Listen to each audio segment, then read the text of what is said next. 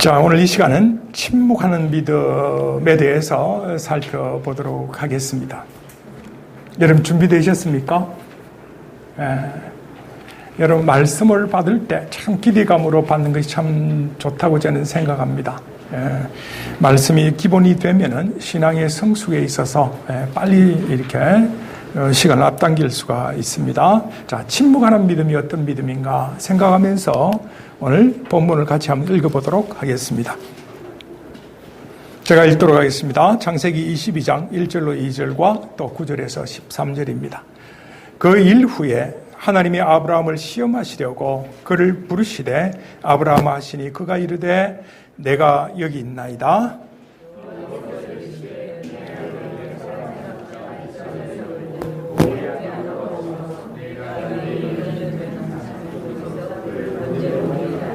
하나님이 그에게 일러주신 곳에 이른지라 이에 아브라함이 그곳에 제단을 쌓고 나무를 벌려놓고 그의 아들 이삭을 결박하여 제단 나무 위에 놓고 여호와의 사자가 하늘에서부터 그를 불러 이르시되 아브라함아 아브라함아 하시는지라 아브라함이 이르되 내가 여기 있나이다 하매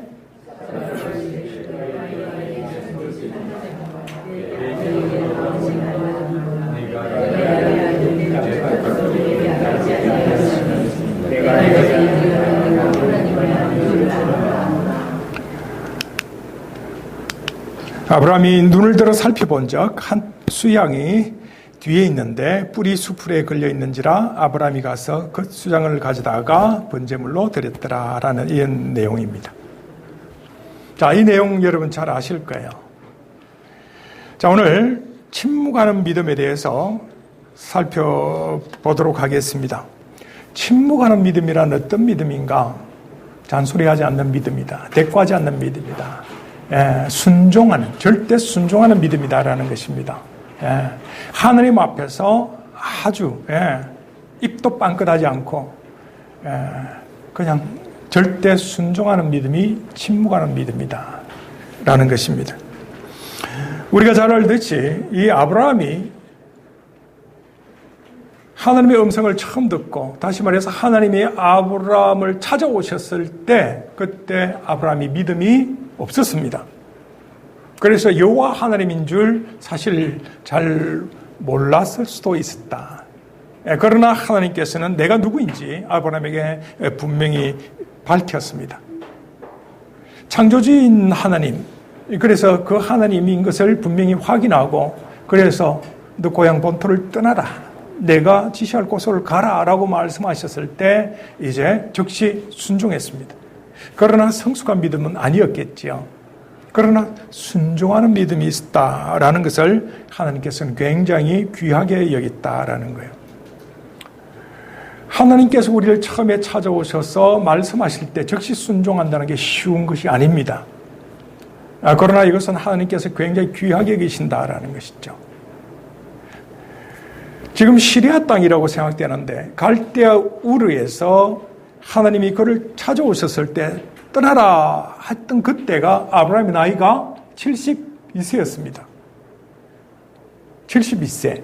여러분 연로할 때에 광야로 향해 떠나라 이게 쉽지 않습니다. 하란으로 이주해가지고 3년 살았어요. 그때도 또 떠나라 75세였어요. 그리고 오늘 본문에 있는 내용 오랜 시절을 이제 지냈겠죠. 이제 한 25년 정도 예상이 되는데 100세 때 하나님께서 이삭이라는 그야말로 귀하게 얻은 독자를 이제 제물로 드리라. 상상이 가지 않고 합당치 않는 말씀이지만은 아브라함이 절대 순종하는 것을 보게 됩니다. 전혀 토를 달지 않습니다. 그렇죠? 그래서 그 상황 속에서 절대 순종해서 칼을 듣고 이제 이삭을 제물로 드리려 할 때 하나님께서 하시는 말씀, 그 말씀이 뭡니까? 이제 내가 하나님을 경외하는 줄 내가 알았다라는 것입니다. 하나님께 인정받는 믿음, 이 믿음을 위해서 이제 근 40년 동안 훈련받은 아브라함의 생애를 보게 된다라는 것이죠. 100세 때 독자 이삭을 선물로 받았고 이삭을 예물을 드릴 때 한 15세 정도 되지 않았을까. 그러면은 처음 부름 받을 때부터 제물로 드릴 때 그때까지 한 40년 이제 훈련 받았다라는 거예요. 40년 훈련 받다 보니까 이제 대꾸하지 않는 믿음, 절대 순종하는 믿음, 침묵하는 믿음을 이제 갖게 되었다. 40년입니다. 자, 대부분의 그리스도인들은 고난을 받거나 절망적인 상황이 되면은 하나님께 대꾸합니다. 자기 자신이 어떤 존재인지, 하나님께 어떤 은혜를 받았는지 망각해버리고 하나님 왜 이러십니까? 왜 내게 고생을 시킵니까? 라고 대꾸하는 믿음을 갖게 됩니다. 하나님 그걸 별로 안 좋아하세요. 하나님께서 원하시는 믿음은 뭐냐? 아브라함처럼 절대 순종하는 믿음, 침묵하는 믿음을 갖길 원하신다라는 거예요. 어떠한 상황에서도 이 상황을 주재하시는 분이 하나님이시고 어떤 어려움이 있다 할지라도 가장 좋은 것을 주시며 그 어려운 상황까지도 우리를 성숙하게 만들기 위해서 하나님이 원하시는 사람, 하나님이 원하시는 이런 인격을 갖기 위해서 훈련과 연단을 시킨다는 이러한 믿음의 생각, 하나님 중심의 생각을 하기를 원하신다라는 것이죠. 그런데 우리는 이것을 대부분 잊어버립니다. 그렇기 때문에 우리가 살면서 계속 훈련받고 또 연단받게 된다라는 것입니다. 믿음의 성장 과정을 보면 꼭 아이들이 태어나고 자라는 과정하고 비슷하다고 생각합니다. 아이들이 처음에 태어나면 아무것도 모르잖아요. 부모님이 하시는 대로 다 이끌림 받습니다. 신앙의 태동기라고 할 수 있죠. 아이가 청소년기를 맞으면서 어떤 현상을 보이죠? 반항기. 예, 맞습니다. 이제 겨우 조금 이렇게 이제 귀가 열리고 하면은 이제 반항기가 사춘기가 시작된다라는 거예요. 그래서 따지는 것도 많고, 예, 지 맘대로 행동합니다. 자아가 이제 생겨나니까. 예, 뭣도 모르면서. 그렇죠. 그걸 다 보고 있잖아요. 예, 이제 청년기에 들었으면서 지식으로 이제 뭔가 판단하려고 하는. 그러나 아무리 지식으로 뭔가 판단하려고 해도 답을 낼 수가 없어. 왜? 출발을 자기에서부터 시작하니까. 내 자신은 답을 줄 수 있는 존재가 아니에요. 굉장히 연약한 존재예요. 그럼에도 불구하고 뭔가 고뇌하고 고민합니다. 뭔가 찾으려고 그래요. 하나님이 만나주시지 않고 하나님 중심의 사고를 하지 않으면 절대 답을 찾을 수 없는, 그래서 뺑뺑이 도는 시기가 청년기의 시기다. 그렇죠? 거기 어디까지 갑니까? 장년기까지 갑니다. 자아가 살아있기 때문에, 지식과 경험을 앞세우기 때문에, 그래서 계속 훈련받고 연단받는 과정을 이제 거치는 것이 바로 청년의 삶에 보면은 우리 신앙하고 똑같다라는 것이죠. 그래서 많이 뺑뺑이 돌아요. 많이 뺑뺑이 돕니다. 아마 여러분 가운데서도 청년기를 맞고 또 청소년기를 맞는 이런 분들이 있을지 몰라요. 그 과정이에요. 그럼 노년기는 어떻습니까? 수용하는 시기죠. 이제 육신이 능력이 점점 쇠하게 됨에 따라서 이제 내려놓는 것이죠. 예, 일반적으로 인품도 이제 성숙하게 되는 시기입니다. 그래서 아멘으로 이제 받아들일 수 있는. 하나님께서는 우리 모두가 빠른 시일 내에 연단의 과정을 다 거치기를 원하세요. 그런데 은혜에 따라서 다 다르다라는 거예요. 우리 입장에서 얘기하다 보면은 얼마만큼 훈련을 빨리 마스터하느냐, 연단의 과정을 빨리 마스터하느냐에 달려있다라는 것이죠. 그러고 보면은 훈련과 연단을 거부할 필요가 없고 싫어할 필요가 없겠죠. 빨리 훈련 받으면은 빨리 마치는 거예요. 그런데 이걸 모르면은 고통의 시간은 그만큼 길어지고 또 심지어는 믿음에서 너무 멀어져가지고 참 이렇게 대책이 없는 이러한 삶을 사는 사람들을 저는 많이 보았습니다. 하나님께서는 우리를 자녀로 부르실 때 자녀로서 가져야 될 마땅한 성품들, 하나님이 거룩하시니까 너희도 거룩하라는 말씀처럼 우리를 하나님에 닮는 예수 그리스도의 자화상이 나타나는 인격을 가질 수 있도록 훈련을 시키세요. 당연하지 않겠습니까? 그래서 하나님께서는 누구든지 예수 그리스도 안에서 부름받은 사람을 징계하신다고 말씀하고 계세요. 제가 한번 읽어볼게요. 히브리서 12장 6절에 보면은 이렇게 말씀하세요. 징계는 다 받는 것이거늘 너희에게 없으면은 뭐라고 그랬어요? 사생자요 친아들이 아니니라. 히브리서 12장 6절 말씀입니다. 이 징계란 말이 디스플린이라는 말이에요. 훈련이란 말로 표현할 수 있어요. 연단이란 말로 표현할 수 있습니다. 예. 훈련시킨다라는 거예요. 훈련받지 않는 사람은 전부 다 사생자입니다. 하나님의 자녀가 아닙니다. 하나님의 자녀는 반드시 훈련시키십니다. 그렇죠? 예. 그렇기 때문에 우리에게 고통을 통해서 이제 연단이 오는 것은 이것이 하나님의 자녀로서 인격 성승을 위한 그야말로 우리의 얼굴, 우리 마음속에 예수 그리스도의 인격과 예수 그리스도의 자화상이 나타나도록 하기 위함이다라고 생각해야 된다. 그런데도 불구하고 아직도 영적인 판단력이 바로 서 있지 않는 사람은 이것을 고통으로만 생각하고 나쁜 것으로 생각한다라는 것이죠. 그래서 대꾸하는 신앙이 자꾸만 우리 마음속에 일어나게 돼 있어요. 왜 그래요? 왜 그래요? 왜 하나님은 내한테 응답 안 하세요? 뭐 이런 식으로 나타나게 된다. 그러니까 어린애 같은 신앙을 갖고 있다라는 것이죠. 이해되시지요? 예, 아마 다 경험들이 있으시니까. 예. 자, 그런데 한번 생각해 봅시다. 하나님께서 아브라함을 부르신 목적이 뭘까? 이제 여러분 있는 지식을 다 동원해서 저를 따라오시기 바랍니다. 하나님께서 아브라함을 부르신 목적이 뭔가 하면은 여기 잘 나타나 있죠?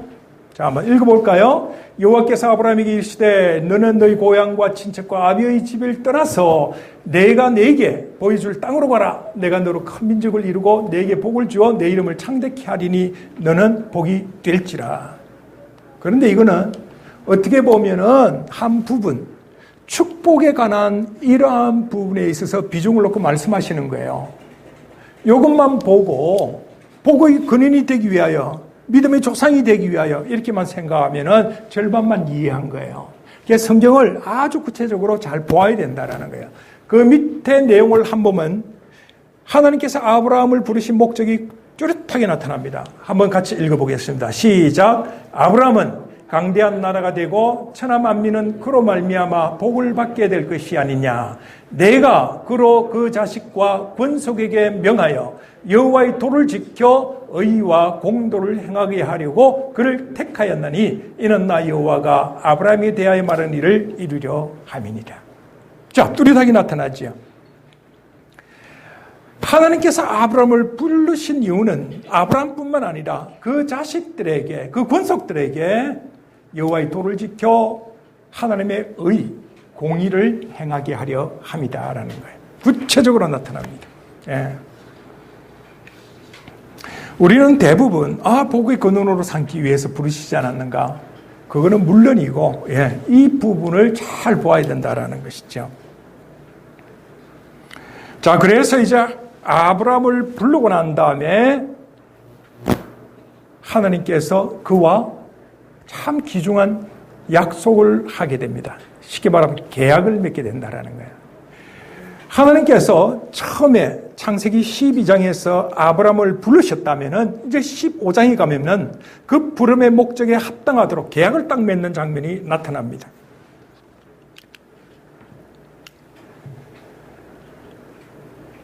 자, 그래서 은혜로운 계약을 맺으시고 그 다음에 이제 부르신 장면을 또 다시 한번 분명하게 밝혀주는데 그게 18장이에요.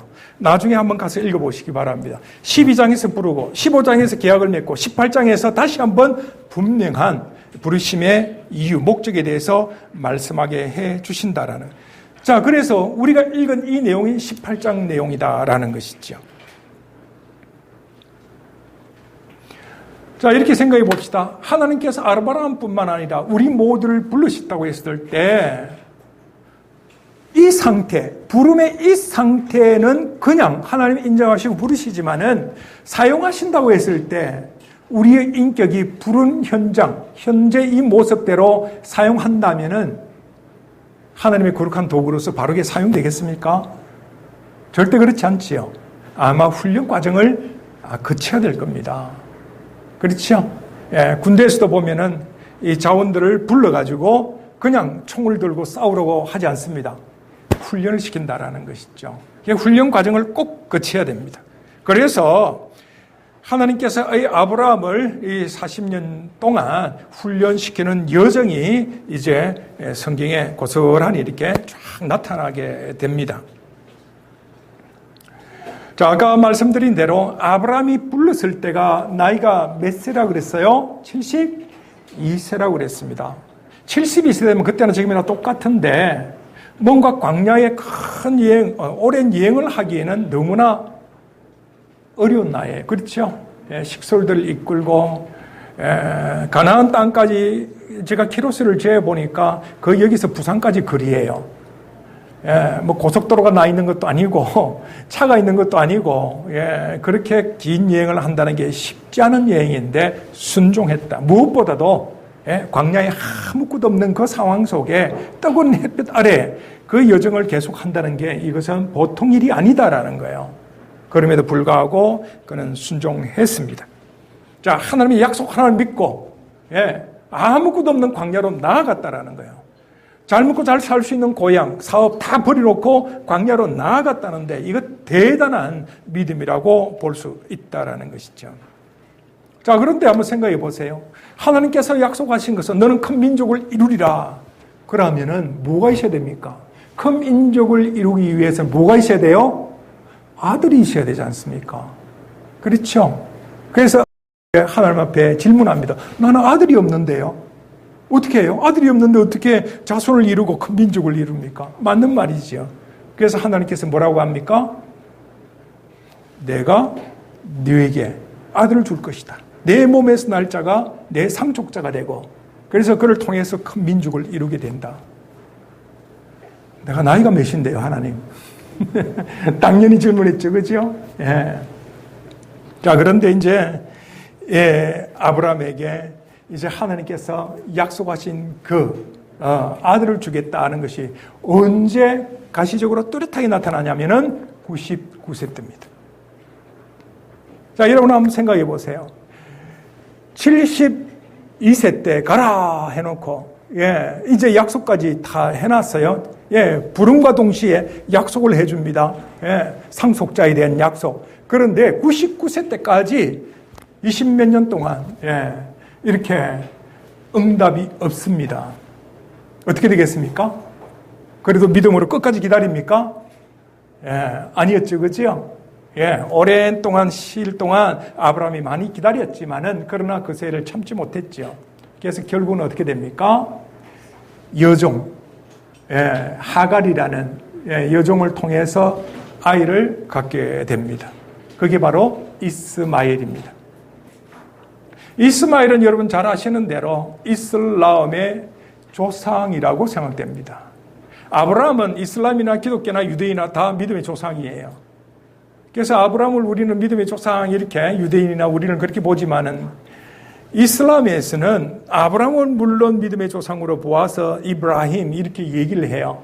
그러나 이스마엘을 굉장히 중요하게 생각한다. 그러나 유대교나 우리 기독교에서는 이스마엘은 서자요. 그렇죠? 상속자가 아니다 해서 별로 중요하게 생각하지 않습니다. 자, 중요한 거는 뭐냐면은 이 아브라함이 하나님의 약속을 기다리지 못하고 첩을 통해서 아들을 낳은 그 결과 어떻게 되었나? 상속자도 아니고 이스마엘과 결국은 이삭이 한 배에서 나지 못함으로 인해서 지금까지도 갈등 관계에 있는 역사적 사건 이것을 볼 때 때를 기다려야 되는 이런 믿음이 참 중요하다는 걸 깨닫게 된다라는 거예요. 그래서 때를 기다리면 이삭이요. 때를 기다리지 못하면은 이스마엘이다. 고통과 큰 아픔들이 계속 이어져 나온다라는 거예요. 그래서 하나님의 말씀에 순종하고 때를 기다리는 것이 얼마나 중요한가 역사가 증명해 주는 거예요. 자, 99살 때 이제 천사 세 분이 나타났습니다. 자, 사라의 몸에서 아이가 태어나리라. 사라가 비웃었습니다. 그렇죠? 지금 나이가 몇 살인데 내가. 그러니까 내가 지금 비웃었느냐? 까불지 마. 이런 말씀은 안 하시지만 아무튼 하나님께서 분명하게 다시 한번 고지를 내주시고 이듬해 아이를 낳게 됩니다. 자, 이것은 우리가 지식으로 얻은 거예요. 여러분 한번 환상을 경험해보고 하나님의 음성 내지는 하나님이 그 사인을 듣거나 보게 된다면요, 깜짝 놀라게 됩니다. 저는 그런 경험이 있어가지고 너무너무 감동스럽고 확신 있게 믿고 그것이 이루어질 때는 막 춤추고 싶은 거 있죠. 예? 이렇듯 하나님의 음성을 믿을 뿐만 아니라 환상이나 계시나 여러 가지 믿을 뿐만 아니라 그것이 이루어진 상황을 보면은 춤을 추고 싶고 소리를 지고 싶고 하고 싶다라는 것이죠. 하나님은 틀림없이 살아계시고 또 우리에게 말씀해 주시는 분이에요. 이것을 경험해 보면 참 좋겠습니다. 자, 아무튼 아브라함이 때를 기다리지 못하고 86세쯤 해서 이제 하갈을 통해서 아들을 낳게 되는데 그것이 고통의 씨가 되었다.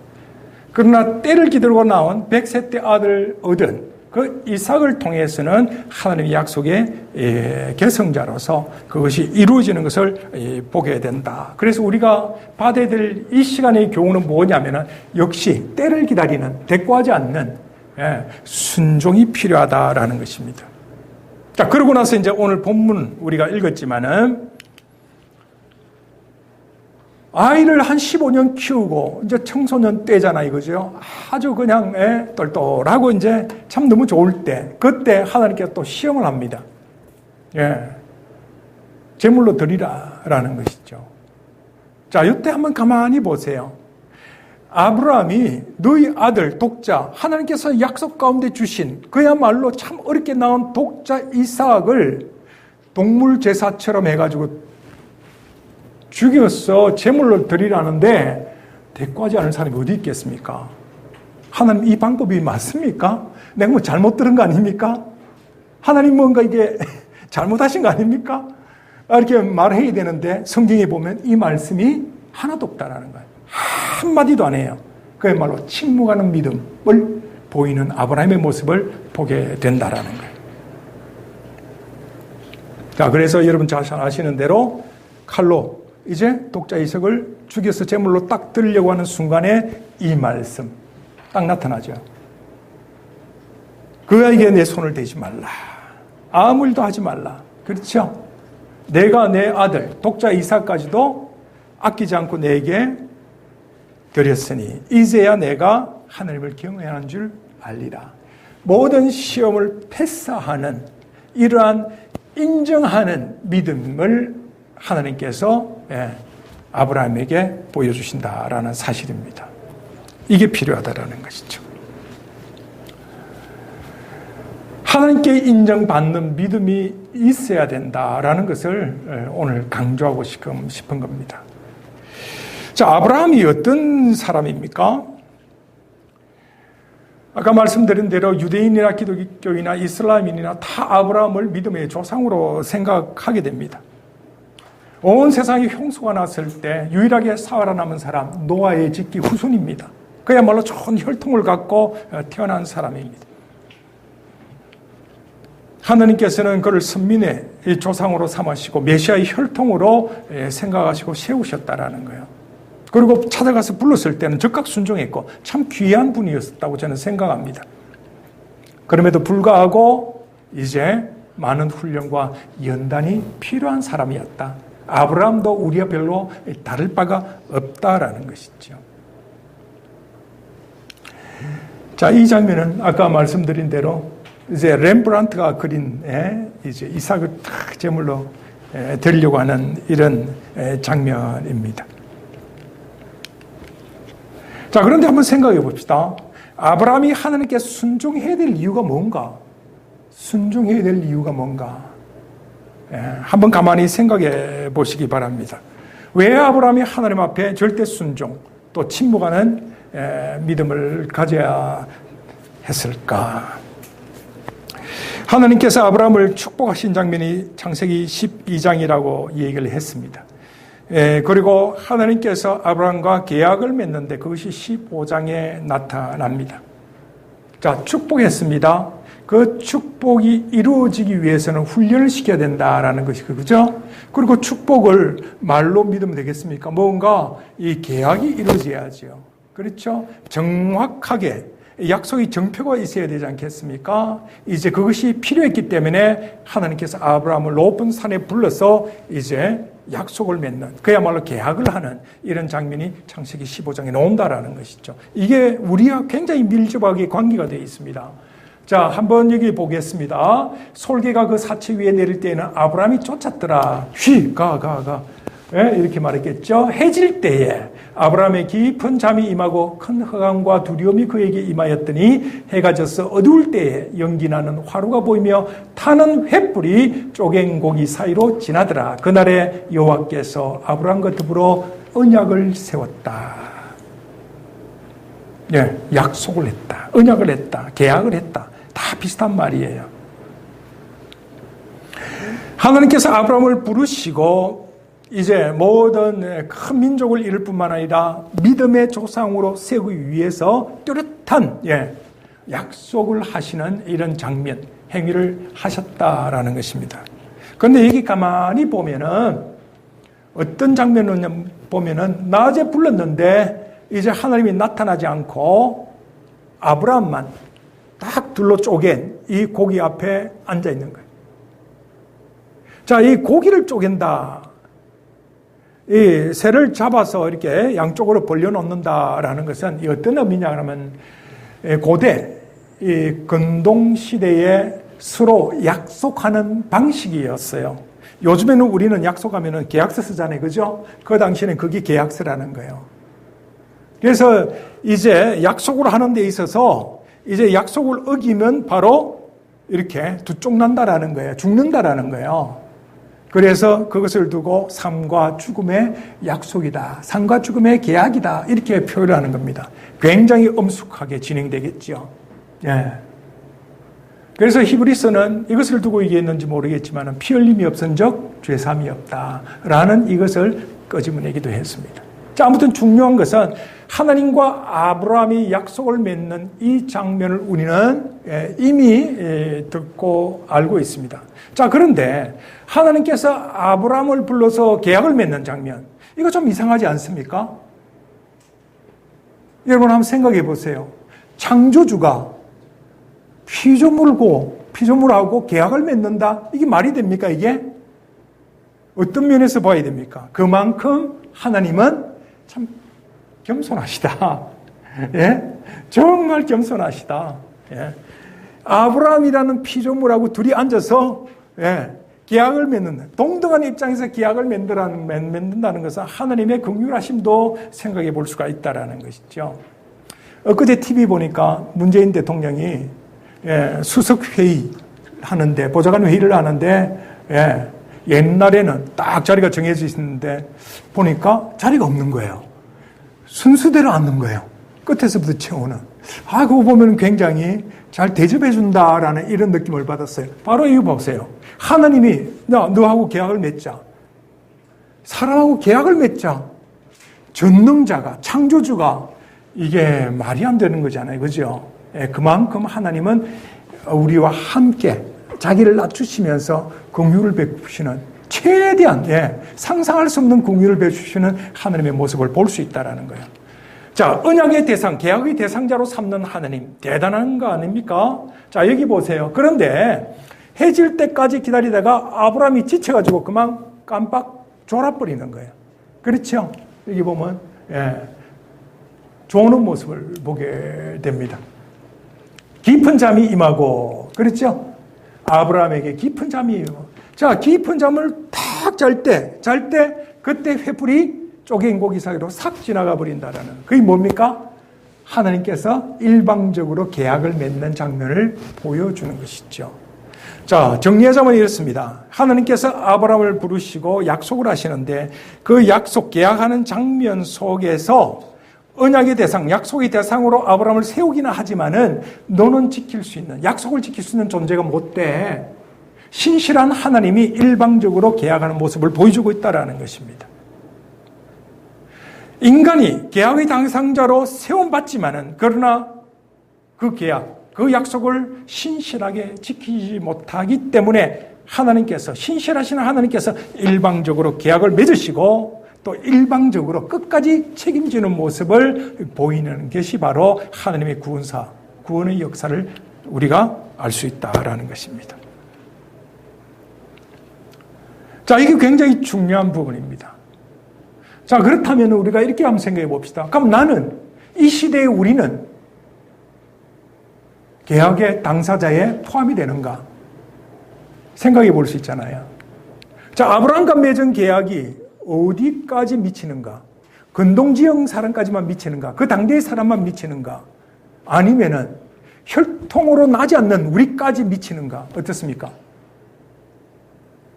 여러분 어떻습니까?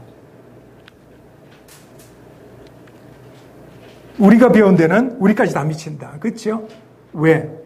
여러분 생각해 보셔야 되는 거예요.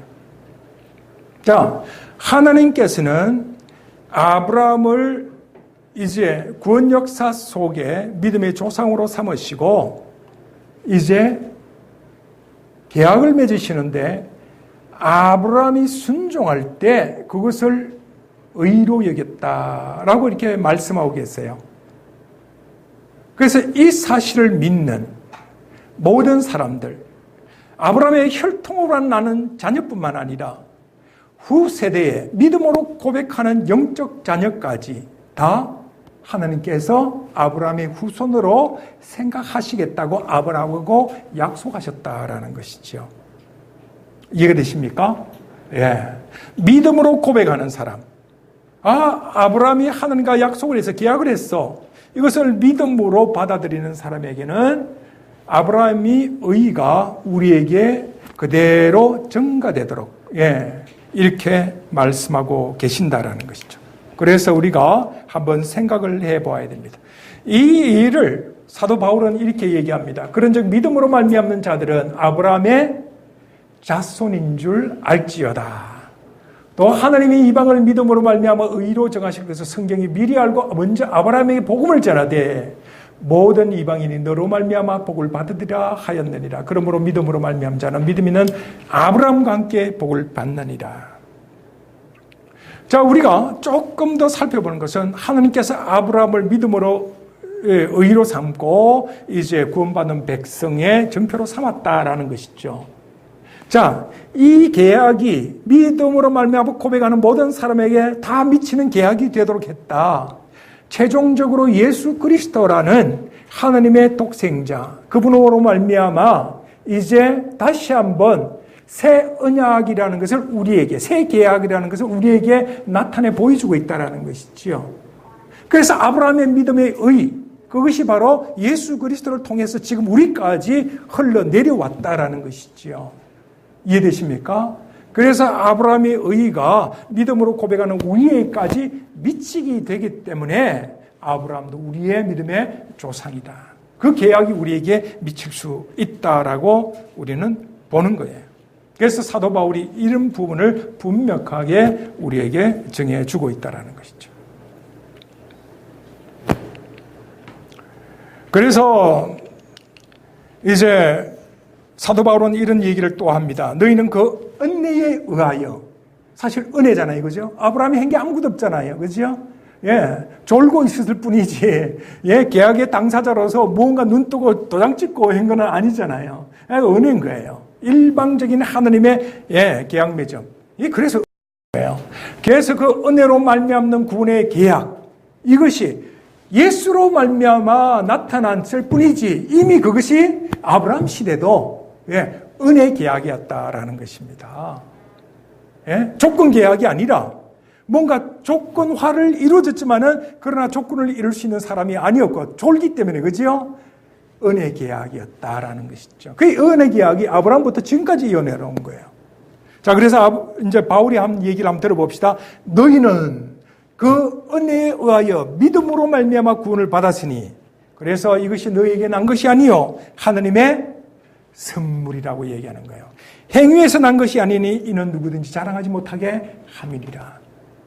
행위로 따진다면 아브라함도 졸고 있었기 때문에, 그렇죠? 깊은 잠에 빠졌기 때문에 행위 언약이라고 볼 수 없는 거예요. 그냥 하나님의 전적인 은혜로운 계약이었다. 이렇게 볼 수 있는 거예요. 그래서 은혜 계약이라는 이 사상은 아브라함 때부터 지금 우리 때까지 계속 이어져 내려오고 있다는 것이죠. 그래서 아브라함과 마찬가지로 우리가 하나님께 부름받고 구원에 이르게 된 것은 우리 행위가 하나님께 인정받을 만한 믿음이 있어서 그런 게 아니라 아브라함의 의의가 예수 그리스도를 통해서 우리에게까지 왔기 때문에, 그래서 그 계약이 믿음으로 고백하는 모든 사람에게 다 미칠 수 있다라는 것입니다. 믿습니까? 아멘. 예. 이게 참 중요합니다. 자, 그런데 이 계약의 당사자였던 아브라함이 계약을 함과 동시에 효력은 발생했지만은, 그러나 믿음으로 조상으로서는 인격이 부족하기 때문에 하나님께서는 40년 동안 연단했어요. 이스라엘 백성들이 광야에서, 그렇죠? 40년 동안 연단받은 거하고 비슷한 이런 시기를 보면은 참 아이러니하지요. 하나님께서 갈대아 우리에서 끌어내고 하란으로 이주시키고 하란에서 또 가나안 땅으로 옮기기 위한 여러 가지 과정 속에서 아브라함 많은 훈련을 받았습니다. 바로 순종했고 항상 순종의 삶을 살은 게 아니에요. 아브라함도 보면은 삐뚤빼뚤 이렇게 해가지고 40년 동안 많은 훈련을 받았어요. 우리가 힘을 얻는 이런 부분입니다. 그래서 이제 아브라함이 불순종함으로 말미암아 훈련과 연단을 받았던 그 내용이 뭔지 한번 생각해 보기로 하십시다. 이게 적용의 세 단계로 제가 제시하고자 합니다. 자, 아브라함을 통해서 배워야 될 교훈이 세 가지가 있다고 저는 생각합니다. 적어도. 그래서 첫 번째 교훈이 뭐냐? 잘 봐야 됩니다. 생활이 어렵더라도 생명의 주권자를 항상 인정해야 된다라는 거예요. 삶의 주관자를 항상 힘들 때나 좋을 때나 항상 인정해야 된다라는 거예요. 삶의 주관자, 다시 말해서 임마누엘의 신앙을 가져야 된다라는 것이죠. 우리가 삶이 어렵다 보면요, 순간 내 중심적으로 돌아갈 때가 있는데 그러면 안 된다라는 것이죠. 자, 한번 아브라함의 예를 한번 살펴볼까요? 아브라함은 처음에 가나안 땅에 살면서 기근이 들었을 때 애굽으로 이주했습니다.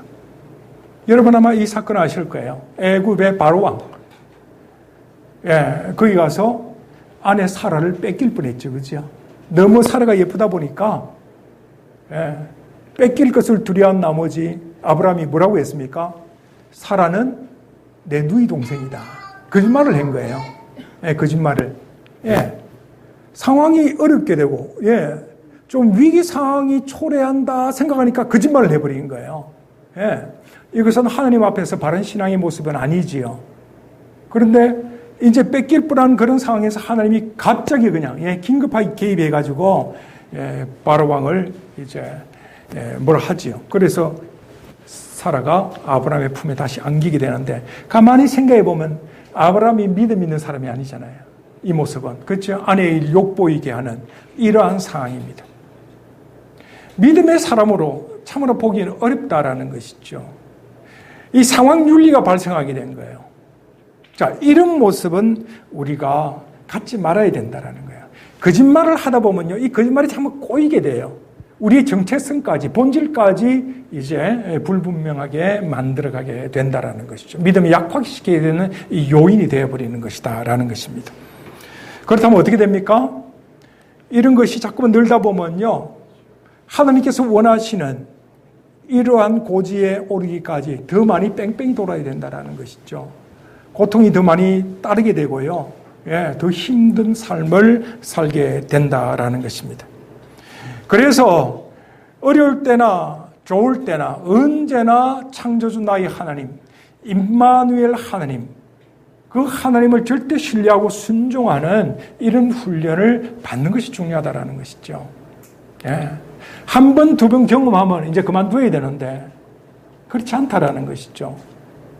보이지 않는 하나님, 말씀으로 주시지 않는 하나님, 그것 때문에 하나님이 있는가 없는가 어려울 때 이렇게 생각을 하고, 어려울 때 자기도 모르게 모두가 생존 모드로 돌아가고 자기 중심적인 자아가 발동돼 가지고 하나님이 중심이 아니라, 믿음이 중심이 아니라 자기 지식과 경험 중심으로 돌아가게 된다는 것이죠.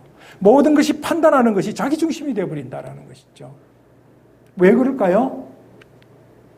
말씀 훈련을 안 받았기 때문에, 기도 훈련을 안 받았기 때문에 그래요.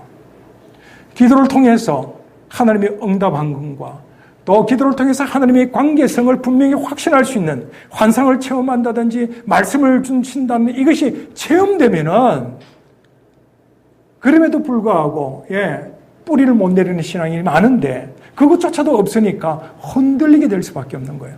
우리는 날마다 어려운 일을 겪으면서 선택을 해야 되는 이런 삶을 살잖아요. 그러니까 갑작스럽게 뭔가 기도한다 해도 응답이 없죠. 훈련이 돼야지 뭐 탁탁 응답받죠. 저도 마찬가지예요. 그래서 말씀과 이 기도 훈련이 된 사람은 그나마 나은데 되지 않기 때문에 이제 이러한 자기 중심의 이 판단과 이 결정하는 이런 부분들이 하나님의 훈련받는데 더 오랜 세월을 갖게 만든다라는 것이죠. 여러분 피부로 와닿지 않습니까? 아브라함도 바로 이러한 뺑뺑이 여정을 40년 동안 겪었다라는 것이죠. 우리가 볼 때는 아브라함은 믿음의 조상으로서 바로 순종했고 아름다운 삶을 살았다라고 생각할지 모르지만 아브라함도 보면은 불순종하고 불신앙적인 모습을 통해서 훈련을 많이 받은 것을 보게 된다라는 것이죠. 자, 인생의 성공이 속도입니까? 방향입니까? 속도는 유익합니다. 빠른 세상에 살려면 속도도 유익해요. 그러나 그것은 우리 인생을 성공하는 인생으로 만들지 못합니다. 하나님 앞에 뿌리 내리는 인생, 방향이 중요하다는 것이죠. 그래서 아브라함이 불순종하고 또 자기 중심적인 이런 생각과 판단으로 힘든 삶을 살았다는 걸 생각해 볼 때 우리는 적어도 하나님 말씀에 뿌리 내리는 신앙, 바른 신앙을 갖는 것이 필요하다는 것을 우리가 아브라함을 통해서 교훈을 받게 된다라는 것입니다. 자, 두 번째 뭡니까? 생활이 어렵더라도 믿음의 양심을 버리지 말아야 된다. 비슷한 말이기도 합니다. 아브라함이 이후에 그랄로 이주하게 되는데요.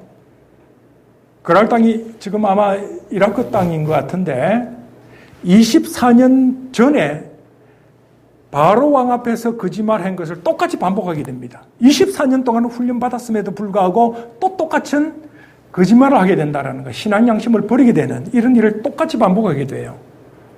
자, 그랄 왕 아비멜렉이라는 사람, 이 사람 앞에 또 똑같이 사라를 누이라고 또 거짓말하게 된다는 거예요. 제가 이 가만히 볼 때 24년 동안이었으면 충분히 훈련을 받았겠다 싶은데 24년 동안도 결코 크게 변화되지 않는 모습을 보게 된다라는 것이죠.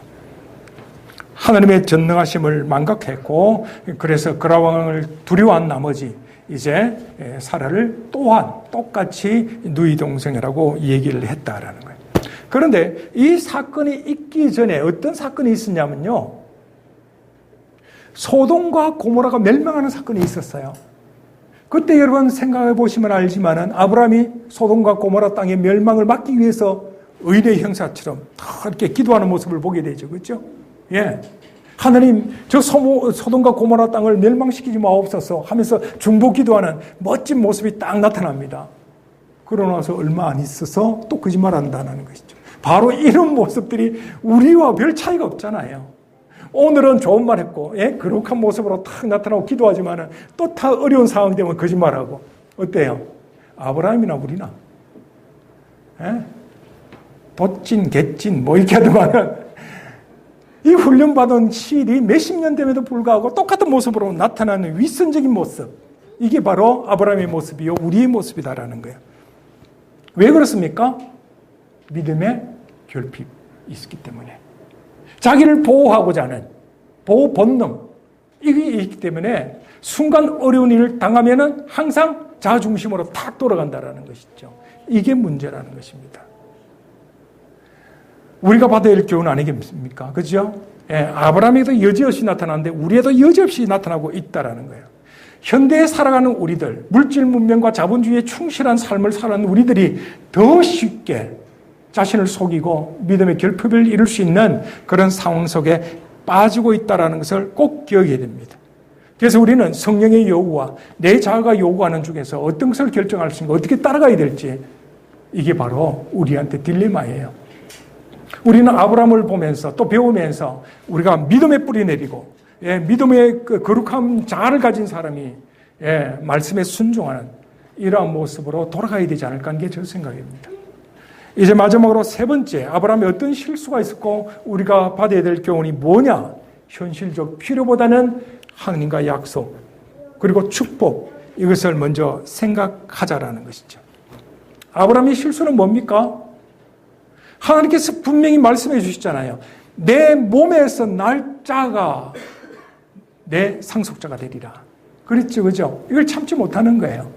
그래서 하갈을 첩으로 데리고 아이를 놓게 했는데 결국은 그것이 역사 속에 지금 보면은 고통의 씨앗으로, 갈등과 싸움의 씨앗으로 지금까지 남아있는 거예요. 지금 몇천 년입니까? 아브라함 시대 때부터 지금 보면은 보통 4,000년 이상을 잡는데 4,000년 이상 서로 반목하고 싸우고 있는, 지금도 팔레스타인에서 싸우고 있잖아요. 한 사람이 잘못된 판단으로 인해서 수많은 세대가 수천 년 동안 갈등과 반목하고 싸우고 있다는 것은 우리에게 깊은 교훈을 주는 거예요. 여러분, 현실적인 필요, 이것도 참 중요하지만은 우리가 다 하나님의 주권 아래 살아간다면은 하나님의 말씀에 절대 순종하는, 그야말로 토를 다지 않는, 대꾸하지 않는 침묵하는 신앙, 침묵하는 믿음이 우리한테 필요하지 않을까라는 것이죠. 우리의 하나님의 명령과 축복을 현실적 필요보다도 더 앞세워야 됩니다. 왜? 현실적 삶은 짧아요. 그렇죠? 그러나 영원한 삶은 기간이 없습니다. 아브라함은 40년 동안 하나님께 훈련받았습니다. 그리고 아브라함이 나이 115세가 되었을 때 그야말로 40년 동안 훈련받고 연단받은 가운데 이제 비로소 하나님께 인정받는 믿음을 갖게 되었습니다. 그건 뭡니까?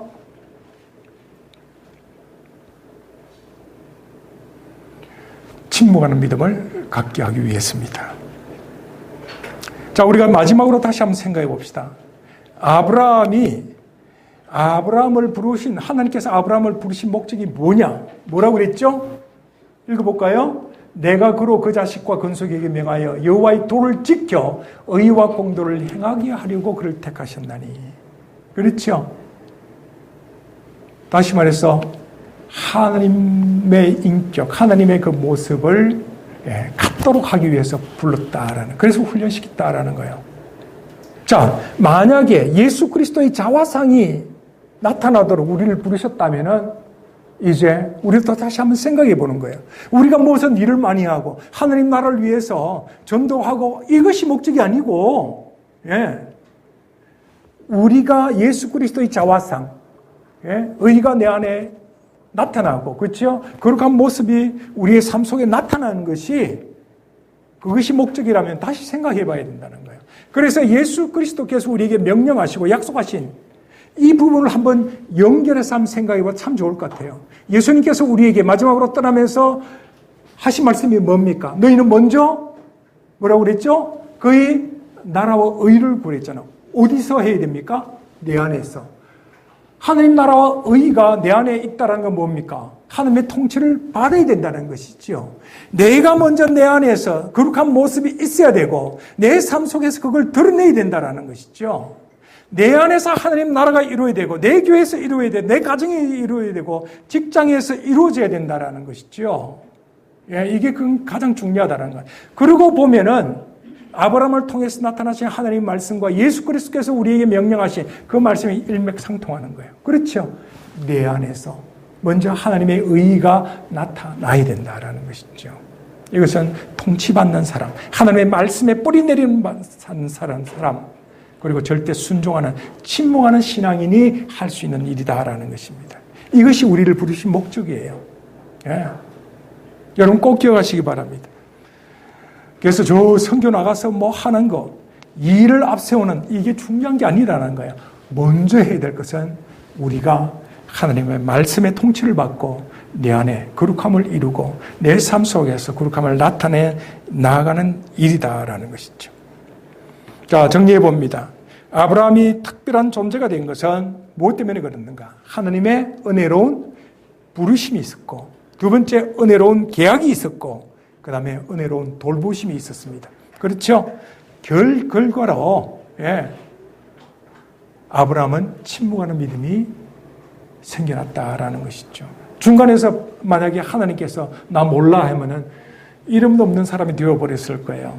그렇죠? 은혜로운 부르심과 또 은혜로운 계약과 훈련시키면서 끝까지 돌보시는 하나님의 은혜로운 돌보심이 있기 때문에 아브라함이 지금 이 시대까지 믿음의 조상으로서 하나님이 인정하는 믿음으로서 모든 세인들에게 오르내리게 됐다라는 거예요. 우리도 똑같지 않습니까? 은혜로운 부르심이 있었고, 그렇죠? 아브라함 계약이 우리의 계약이 되어버렸고, 지금까지도 은혜로운 돌보심이 있는데 우리도 마찬가지로 하나님의 그 영광과 그 나라를 위해서 우리가 먼저 말씀에 순종하는 침묵하는 신앙을 가짐으로 인해서 내 안에 하나님의 의를 이룸으로 인해서 하나님의 영광과 하나님 나라가 크게 확장될 줄로 믿습니다.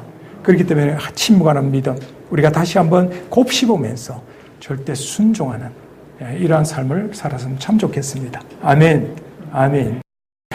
자, 우리 다 같이 한번 기도하도록 하십시다. 하나님께서 이 시간 우리 모두에게 아브라함처럼 침묵하는 믿음을 가지라고 말씀을 해 주십니다. 아브라함이 실수했던 것이 뭡니까? 현실을 너무 중요하게 생각했죠. 약속보다는 현실을 먼저 생각했습니다. 그리고 하나님의 말씀보다는 내 자아를 앞세웠어요. 그리고 반복하는 실수를 계속했습니다. 그 훈련을 받고 40년 뺑뺑이 돌고 그 다음에 인정받았습니다. 우리는 그 실수 자꾸 반복하면 안 됩니다. 어떤 상황이 있더라도 침묵하는 믿음을 가져야 됩니다. 이 침묵하는 믿음을 위해서 함께 기도하도록 하십시다. 다 같이 기도합니다.